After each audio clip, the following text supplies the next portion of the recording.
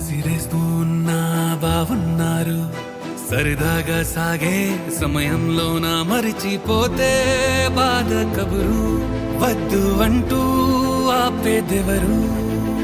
కోపాలు చాలండి శ్రీమతి గారు, కొంచెం కూలవ్వండి మేడం గారు.